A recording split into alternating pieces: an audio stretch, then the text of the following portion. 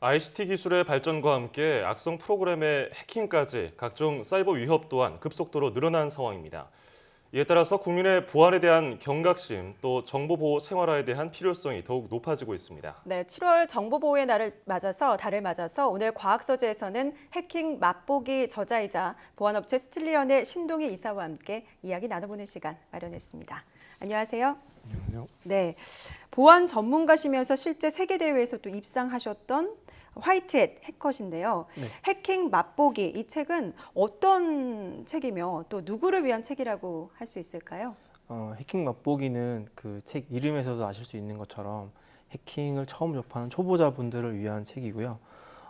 내용상에서 초보자분들이 좀 접하기 어려운 내용들이 좀 있을 수 있는데 이게 첫 술에 항상 배부를 수가 없거든요. 네. 그래서 조금 어렵다고 느끼시는 분들도 이제 거기 있는 내용들을 기반으로 다른 도서들이나 문서들을 참고하시면서 읽어 나가시면 초보자분들께서도 충분히 접근하실 수 있는 내용을 담은 책입니다.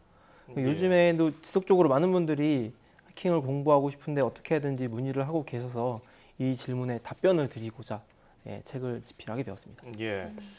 자, 해커 하면은 보통은 우리가 좀 악의적인 의도를 가지고 접근하는 블랙 해커를 많이 떠올리지 않습니까? 사이버 공격을 하는 그런 사람들로 알려져 있는데 그러면 그에 반대되는 개념 화이트햇 해커도 있습니다.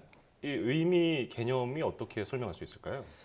보통은 화이트, 블랙 해커 이렇게 언급을 하게 되는데요. 원래 예. 해커라는 단어 자체는 그 컴퓨터 지식을 이용해서 남의 정보체계에 침입해서 범죄를 저지르는 악의적인 사람으로 이제 통상적으로 지금 사용이 되고 있습니다. 예. 근데 원래 해커의 이제 본질적인 의미는 중립적인 의미를 갖게 되고요.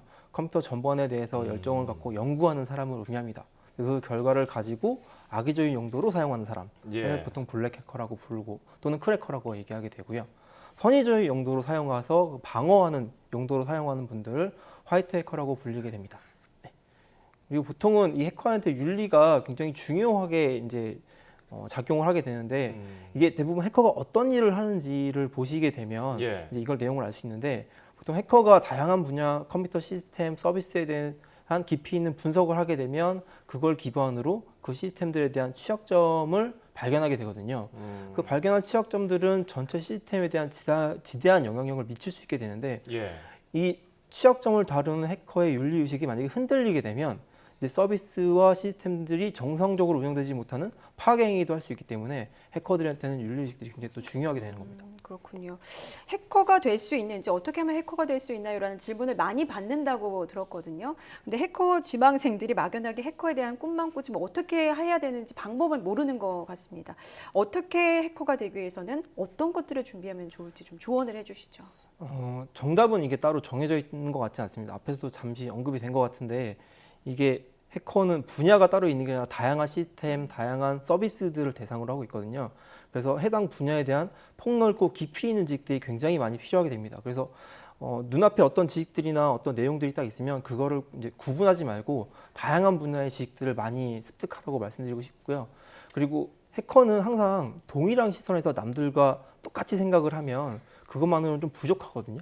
그래서 남들보다 좀 더 창의적이고 비판적인 시각으로 생각할 수 있도록 그리고 수동적이기보다는 좀 더 남들이 뭐라고 얘기하면 왜 그거지? 왜 그게 아니면 어떻게 되는 거지?라는 사고를 능동적인 좀 사고를 하라고 좀 얘기를 하고 싶습니다. 그러면 이제 좀 해커가 될 수 있는 좀 기반이 마련된다고 좀 볼 수 있을 것 같습니다. 뭐 남이 시키는 대로 하지 말고 본인이 좋아서 더 파고 들어야 되겠군요. 네, 맞습니다. 근데 화이트 해커라는 용어가 있잖아요. 화이트 해커하고 뭐 다른가요? 아니 동일한 용어라고 보시면 동일한 될 것 용어인가요? 같습니다. 네. 그 블랙캣은 블랙캣이라고 안 그러고 블랙 해커라고 그러더라고요. 네, 원래 그 해커라는 걸 표현하면서 약간 이 모자들을 예, 가지고 예. 이렇게 색깔을 구분했었거든요. 그래서 예, 예. 뭐 화이트, 블랙, 그레이 이렇게 표현했었는데 아. 그러면서 햇이란 단어가 붙기도 하고 뭐 빠지기도 하고 이렇게 사용하게 됩니다. 그렇군요.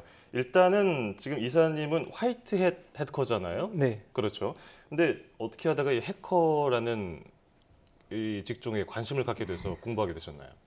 저는 원래 전공을 물리학과를 아, 그래요? 했었고 이제 학교도 계속 물리학 공부를 했었는데 하다가 이제 좀 어떤 영화 한 편 보고 저거 재밌겠다 싶어가지고 그냥 저거 해야겠다. 그래서 이전에 하던 거 다 접고 예. 이제 지금까지 공부를 해온 거고요. 뭐 공부하면서 뭐 여러 가지 아까 말씀드린 뭐 어떻게 해야 되지 이런 고민을 되게 많이 하게 되잖아요. 근데 저는 그 시간에 그냥 남들이 그런 고민할 시간에 뭐라도 더 봐야겠다라는 생각에서 그냥 닥치는 대로 그냥 아무거나 다 본 것 같고요. 제가 처음 공부할 때만 하더라도 이렇게 책이나 뭐 이런 것들 많이 없었거든요. 예. 그래서 그냥 눈에 보이는 거 닥치는 대로 다 그냥 읽어보고 어떻게 해야 되나 생각해 본 것 같습니다. 그럼 처음부터 컴퓨터 프로그래밍을 공부하지 않은 상태에서 그냥 해커에 접근해도 가능했다는 말씀이신가요? 네, 물론 가능한 것 같습니다. 네. 그렇군요. 영화 내용은 어떤 내용이었습니까? 그냥 영화 간단하게. 내용은 어떤 사람이 나쁜 예. 짓 하다가 잡혔는데 예. 잡혀가지고 누군가한테 이제 해킹을 해달라는 의뢰를 받는 내용이었거든요. 근데 내용상 이게 윤리적인 거하고 좀 반하는 그러네요. 내용이긴 한데 예. 거기에 있던 몇 가지 장면이 있습니다. 몇 가지 음. 장면들이 저 장면이 그때 당시에 20대라서 멋있는데 라고 해서 그걸 해봐야겠다 해서 하게 됐습니다. 그렇군요. 그렇다면 해커가 되기 위해서 반드시 필요한 뭐 기술, 소양에는 뭐 어떤 것들이 있다고 보십니까? 반드시 필요한 소양 뭐 이렇게 딱 정해져 있지는 않은데 수동적인 사고는 안 해야 된다고 생각을 합니다. 그러니까 누군가 전달해 주는 지식을 받아서 아 그거구나 라고 하는 것만으로는 부족한 것 같고요. 항상 비판적이고 무언가를 좀 더 깊이 있게 생각하는 이제 그런 것들이 좀 필요한 것 같고요. 기술적인 부분에서는 이 분야가 모든 걸 다 케어해야 되는 분야라고 보여지거든요. 예. 그래서 분야를 좀 가리지 말고 다양한 분야에 대한 방대한 지식을 깊이 있게 습득하라고 전하고 싶고요.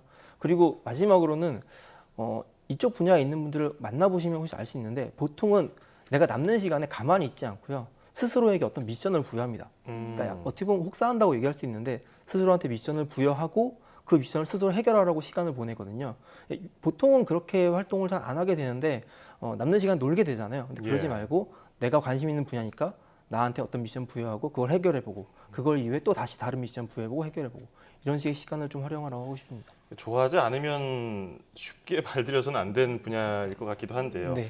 그런 분들이 모여서 하는 또 대회가 있다고 들었어요. 축제라고 하던데 해킹 대회. 네. 이건 어떤 일을 하는 겁니까? 서로 정보를 캐냅니까? 네, 뭐 비슷한 형태로 이루어지는데요. 예. 해킹 대회에 딱 참여를 하게 되면 서로 간에 취약한 시스템들을 문제로 주어집니다. 문제로 주어지면 상대방 시스템에 침투를 해서 거기서 침투하기 위해서 사전에 이제 취약점을 분석하는 작업을 거치겠죠. 그리고 예. 점수를 얻기 위한 파일을 가져오는 방식으로 진행을 하게 되고요. 어. 서로 모여서 상대방의 시스템들을 이제 침투하고 획득한 이제 특정 값을 인증을 통해서 주어진 시간 안에 누가 더 빨리 그리고 더 많은 점수를 획득하는지 이것들을 겨루는 대회라고 보시면 됩니다. 예. 그렇군요. 우리가 해킹과 해커에 대해서 배우고 좀 공부해야 되는 이유는 어디에 있다고 보십니까? 일반적으로 모든 사용자들이 스마트폰도 사용하고 컴퓨터도 사용하고 계시는데 어떻게 사용해야 되는지에 대한 여부는 잘 모르시는 것 같더라고요. 그냥 전원 켜서 쓰면 되는 게 아니라 어떻게 하면 좀 더 안전하게 쓸 수 있는지에 대한 걸 좀 아셔야 되는데 그렇게 하려면 실제 해커들이 어떻게 공격을 하고 어떤 방식으로 공격을 하니까 내가 어떻게 대응해서 써야겠다라는 이런 것들을 좀 아셔야 되기 때문에 해커들이 어떤 방식으로 어떤 컴퓨터나 스마트폰들을 공격하는지 이런 것들을 아셔야 되기 때문에 해커에 대해서 좀 알아야 된다고 생각합니다. 적을 알아야 백전백승이라는 얘기가 떠오르는데요. 이 프로그램 이 인터뷰 내용을 보고서 또 나도 해커에 관심이 있었는데 진짜로 공부를 한번 진지하게 해볼까 이렇게 생각하는 학생들에게 조언 한 말씀 하신다면 어떤 얘기 하시겠어요? 대부분 그런 학생들이 집에서 컴퓨터를 오래 한다, 게임을 오래 한다, 아니면 학교 성적이 안 좋다, 뭐 이런 식의 이유로 구박을 받는 경우도 꽤 많이 있거든요. 예. 근데 구박을 받는다고 기죽을 필요는 없다고 생각을 하고요. 본인이 정말 진정 좋아하고 잘할 수 있는 거라고 하면 그런 것들 구속받지 말고 최대한 열심히 하시고요. 본인이 거기에 뜻이 있으면 거기 반드시 길이 있거든요. 거기서 스스로 만들어 나가서 그 길을 앞으로 개척해 나가시고 그리고 꼭 보여주기 위함보다는 좀 열심히 묵묵하게 해서 좋은 성과를 냈고 인정을 받았으면 좋겠습니다.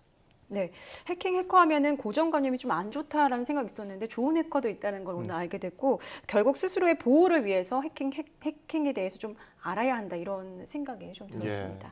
지금까지 해킹 맛보기의 저자 신동희 이사와 함께 이야기 나눠보는 시간 가졌습니다. 오늘 감사합니다.